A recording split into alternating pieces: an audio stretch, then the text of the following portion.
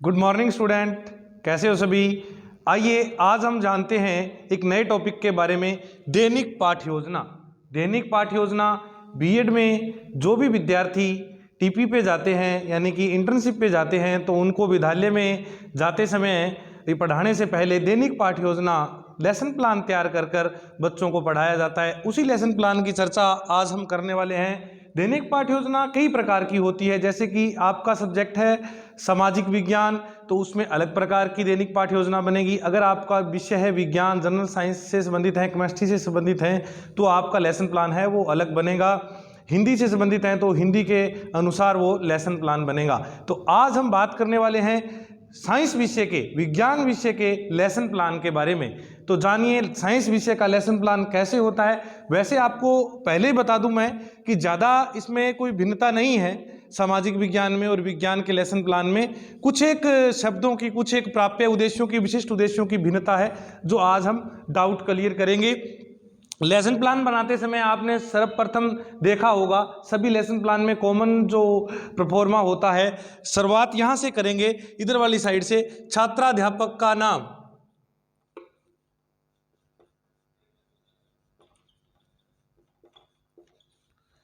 छात्राध्यापक का नाम, फिर कक्षा, विषय और फिर आपका जो भी प्रकरण होगा उस प्रकरण से संबंधित आप यहाँ लिखेंगे जो भी आपका प्रकरण है। इधर वाली साइड आप देखेंगे दिनांक, कालांश और समय अवधि। यहाँ क्या आएगा? दिनांक, कालांश और समय अवधि। मैं आपको शॉर्ट में समझा रहा हूँ, पूरा ब्लैक इस पे व्हाइट बोर्ड पे नहीं लिख रहा, आपको जो चीज़ काम की है वो ही बताऊंगा। इसके बाद में आप क्या करेंगे, लेसन प्लान को स्टार्ट करते समय सबसे पहले विशिष्ट उद्देश्य आते हैं, इसके बाद में अपना लेसन प्लान स्टार्ट हो जाता है। तो विशिष्ट उद्देश्य में सबसे पहले जो साइंस विषय के लिए अपने उद्देश्य हैं, विशिष्ट उद्देश्य हैं, उनके बारे में आप सुन लीजिए। 6 प्रकार के, इसमें 6 प्रकार के विशिष्ट उद्देश्य होते हैं। उनमें सर्वप्रथम जो उद्देश्य होता है वो कौन सा होता है? नंबर 1 ज्ञानात्मक।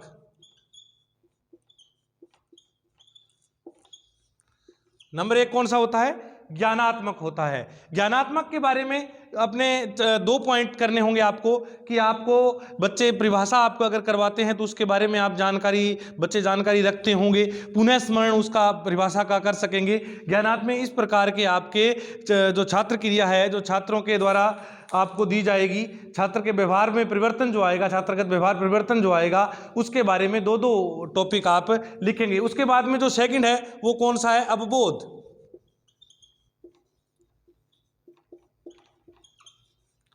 अवबोध में देखेंगे आप कि बच्चे इसके बारे में जो आप टॉपिक पढ़ा रहे हैं उसके बारे में वो ज्ञान रखते हैं, उसकी व्याख्या कर सकेंगे, उसका विश्लेषण कर सकेंगे। जो भी आप परिभाषा बच्चों को पढ़ा रहे हैं, जो भी आप टॉपिक उसको पढ़ा रहे हैं, विश्लेषण कर सकेंगे। जो थर्ड आता है वो कौन सा आता है? ज्ञानोपयोग।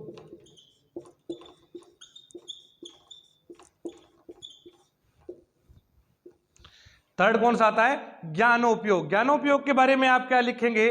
प्राप्त जानकारी के बारे में बच्चे भविष्यवाणी कर सकेंगे। जो बच्चों को जानकारी है कि सर ऐसा करेंगे तो ऐसा रिजल्ट आ सकता है, किसी भी टॉपिक से संबंधित आप बच्चे आपको भविष्यवाणी करके बताएंगे। उसके बाद में होता है चौथा रुचि। कौन सा होता है? रुचि, या इसको अलग भी, चलो इसके बाद में लिखाएंगे। रुचि, जो बच्चे रुचि जिसके टॉपिक के बारे में क्या रुचि रखते हैं, क्या जानकारी रखते हैं, उसके बारे में छात्र में जो व्यवहारगत परिवर्तन आएगा उसके बारे में बच्चे को बताएंगे। तो उसके बाद जो टॉपिक आएगा वो कौन सा है? कौशल। 5वां जो है वो कौशल, स्किल किस प्रकार बच्चे में डेवलपमेंट होगी। छात्र में जब आप बच्चे को समझाएंगे, लेसन प्लान के बारे में बताएंगे तो किस प्रकार स्किल डेवलपमेंट होती है बच्चे में, उसके बारे में बच्चे क्या आपको बताएंगे। किस प्रकार वो उनके प्रतिरूप इकट्ठे करेंगे, बच्चे क्या करेंगे? प्रतिरूप इकट्ठे करेंगे। उस मॉडल के बारे में, उस टॉपिक के बारे में आपको प्रतिरूप यानी उसके समतुल्य जो चीज़ें हैं उनको इकट्ठा कर सकेंगे, नहीं कर सकेंगे। और उसके बारे में अभिभर्ती। उसके बाद में जो छठा है अभिभर्ती।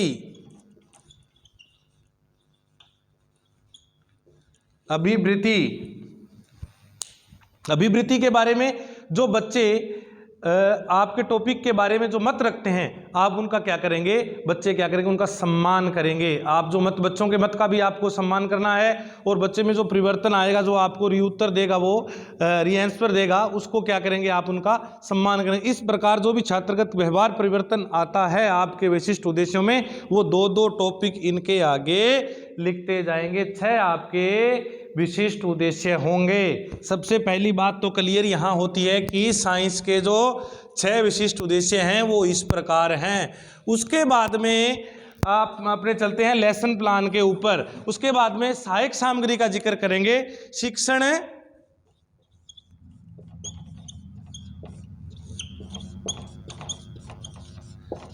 सहायक सामग्री,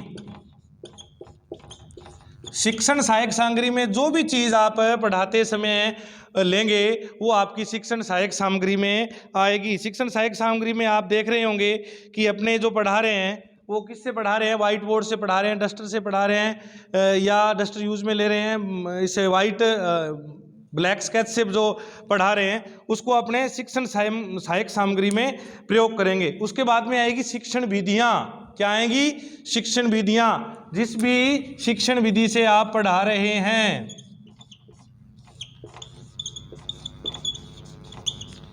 शिक्षण विधियाँ, तो साइंस में कौन सी विधियां ज़्यादा प्रयोग में आएंगी? डेमोस्ट्रेशन जो सबसे अच्छी विधि मानी जाती है, प्रदर्शन कौशल, प्रदर्शन के माध्यम से कोई भी बच्चे को अपने पढ़ाते हैं। डेमोस्ट्रेशन प्रदर्शन विधि के माध्यम से साइंस में ज़्यादातर टॉपिक पढ़ाया जाता है। किसी चीज़ का मॉडल दिखाकर बच्चों को उसके बारे में जानकारी करवाई जाती है। आगमन विधि, निगमन विधि, ये मैथ की विधियाँ हैं, ये भी लगाई जाती हैं। प्रदर्शन कौशल आ गया, व्याख्यान कौशल, किसी चीज़ के बारे में अपने व्याख्या देते हैं। तो जो भी शिक्षण विधियाँ आपने लगाएंगे वो उनके बारे में बच्चों को आपको लेसन प्लान में यहाँ लिखना है। उसके बाद में पूर्व ज्ञान, उसके बाद में जो टॉपिक आता है वो कौन सा आता है? पूर्व ज्ञान।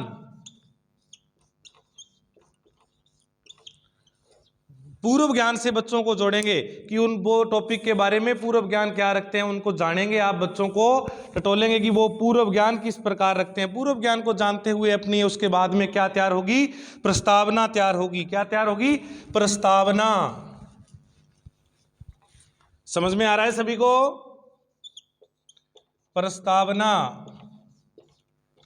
प्रस्तावना कैसे तैयार होगी?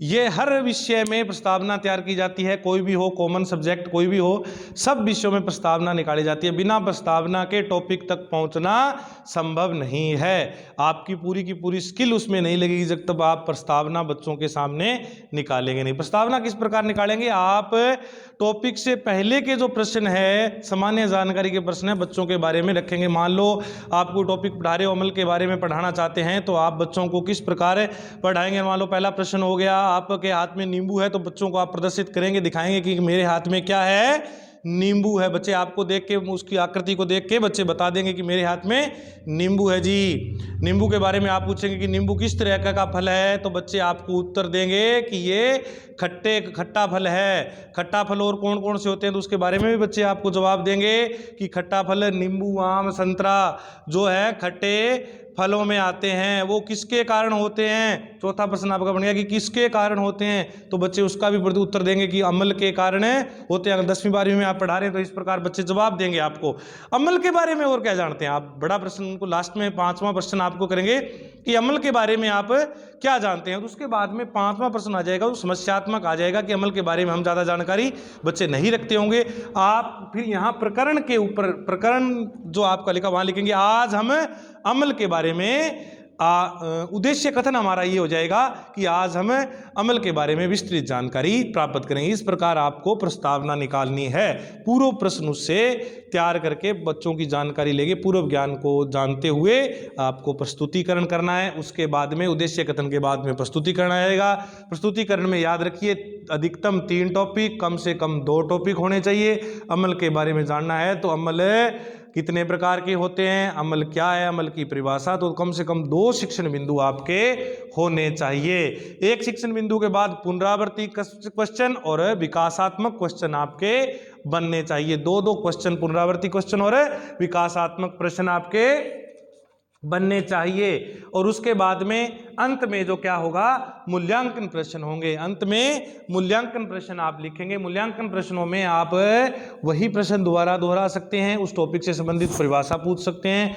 उसमें मूल्यांकन प्रश्न में आप ये करेंगे, ध्यान रखने योग्य बात है कि मूल्यांकन प्रश्न में आप या तो रिक्त स्थान वाले प्रश्न डालेंगे, हाँ ना वाले डालेंगे, और ऐसा जिसको वस्तुनिष्ठ क्वेश्चन कहते हैं 2 प्रश्न वो डालेंगे। सभी प्रकार के प्रश्न 1 लाइन, लघुतरात्मक और एक लास्ट में बड़ा क्वेश्चन डालेंगे, जिसके बारे में उसकी संपूर्ण जानकारी आ जाएगी। उसके बाद में अध्यापक जो आपके पर्यवेक्षक होंगे उसकी टिप्पणी आ जाएगी और लेसन प्लान अपना कंप्लीट हो जाएगा।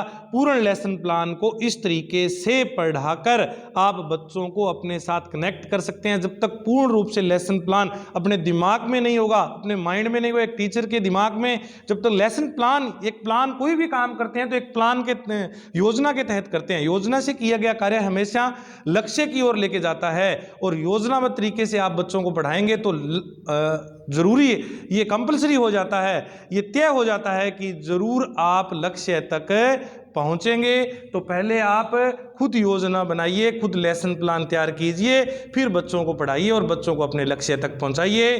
देखते रहिए हमारी छोटी छोटी video doctor Usha Godara channel के साथ। आज के लिए इतना ही, बहुत बहुत धन्यवाद।